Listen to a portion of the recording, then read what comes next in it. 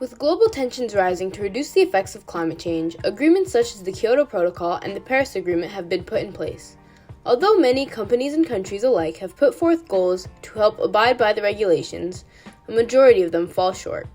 Keeping this into account, in addition to the plans oil producers have to increase production, notable change seems to be floating further from our grasp. This is the story of how the top emitters perpetuate climate change. In order to avoid irreversible damage to our climate, scientists found that global temperatures must remain below 1.5 degrees Celsius within the coming years. For this goal to be attained, strict measures had to be put in place by each country who signed the Paris Agreement in 2015. However, despite global agreements, the Earth has still been warmed by 1.1 degrees Celsius, according to the United Nations Intergovernmental Panel on Climate Change. This is a massive problem, as it demonstrates how regulations put in place by the government aren't ambitious enough as temperatures continue to rise. According to the Climate Change Performance Index, a majority of countries are not even delivering on their unambitious targets.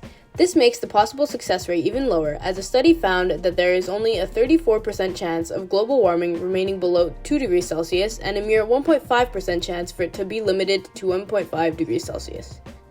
In addition to countries neglecting to reach their targets, oil companies play a huge role in global emissions. According to the Carbon Majors report, 100 companies have been responsible for 70% of the world's greenhouse gas emissions since 1988, with 25 of them adding up to 50% of global industrial emissions. Of those companies, Chevron, Shell, ExxonMobil, and BP were found to be the highest emitting investor-owned businesses. The irony is that both Shell and Exxon researched the effects of climate change in the late 80s to 90s, both finding that fossil fuels were the primary cause of this phenomenon and could lead to irreparable damages.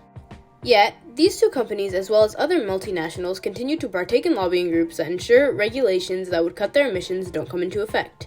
With fossil fuel companies planning to increase production as well as wasting over $2 trillion over the coming decade to pursue oil, coal, and gas projects, global temperatures are set to rise by 4 degrees Celsius by the end of the century. With this being said, the only way to improve our odds is by committing to more ambitious targets and encouraging fossil fuel production companies to move into renewables. The world knows that we are under-delivering on our commitments, yet continues to turn a blind eye.